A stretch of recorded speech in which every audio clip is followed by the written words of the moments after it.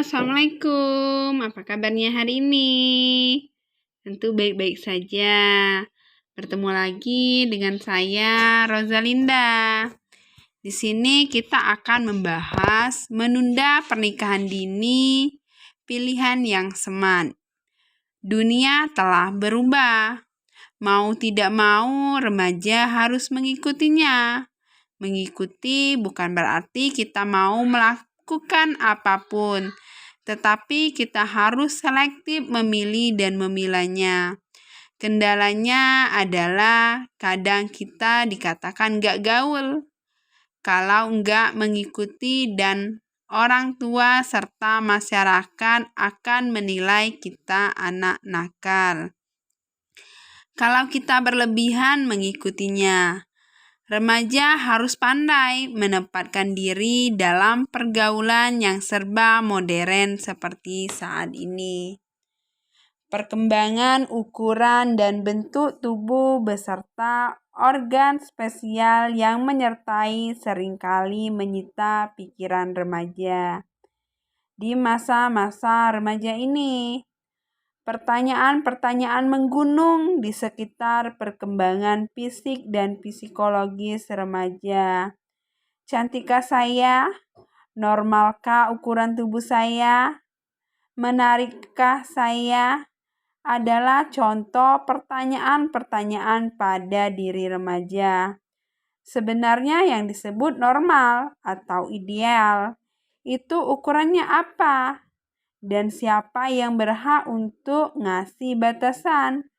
Asal kita tahu, citra diri kita termasuk citra pribadi kita enggak dinilai dari hal ini, namun menyangkut suka dan disukai.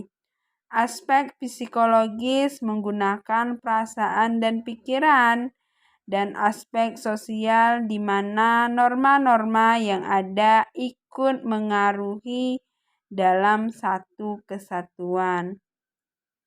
Setiap orang adalah unik, spesial atau enggaknya bukan ditentukan oleh bentuk dan ukuran tubuh yang kita miliki, namun menyangkut perilaku yang kita tunjukkan dan bagaimana kita menempatkannya. Putuskan untuk menunggu. Kita semua pasti sudah tahu konsekuensinya yang kita tanggung kalau melakukan hubungan seks sebelum nikah. Dalam keyakinan apapun, hal ini merupakan perbuatan dosa dan bisa menimbulkan kehamilan di luar nikah. Sementara jika dilihat secara biologis, psikologis, sosial, dan ekonomi, hampir dipastikan seusia kita belum siap menjadi ayah dan ibu. Apalagi jika dilakukan secara nggak aman, maka akan berpotensi terhadap penularan HIV atau AIDS dan infeksi menular seksual.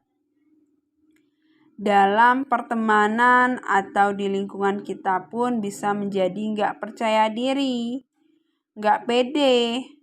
Lagi dalam pergaulan, perlu juga dipikirkan bagaimana dengan kesempatan untuk sekolah atau berkarir di masa depan kita. Coba renungkan, betapa banyak konsekuensi yang harus kita tanggung.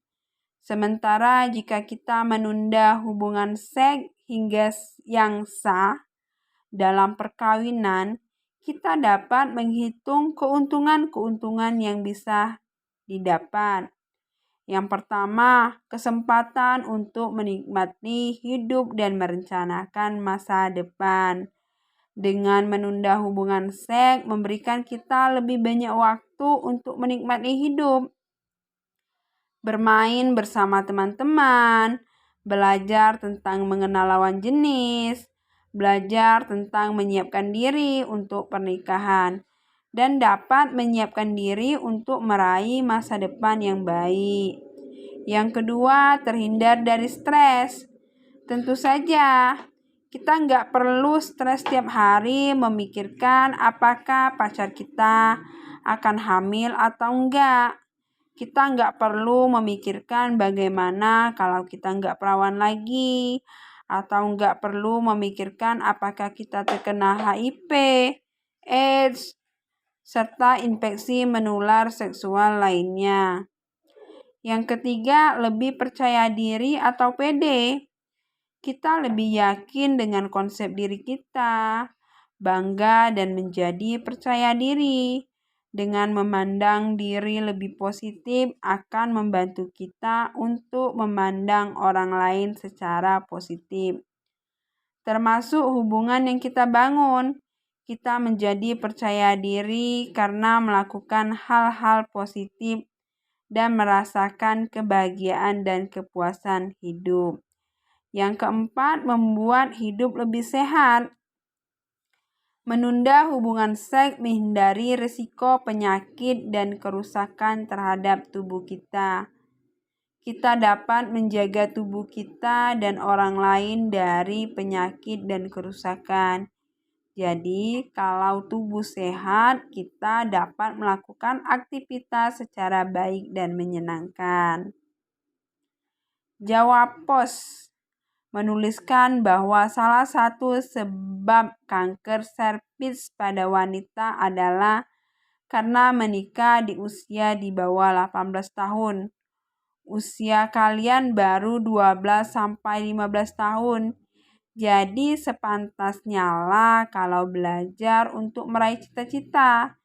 Hidup berprestasi dalam menyongsong masa depan adalah yang utama bagi remaja. Itu sebabnya mengapa menunda hubungan seks kita katakan sebagai sebuah pilihan smart. Terima kasih, sampai berjumpa lagi.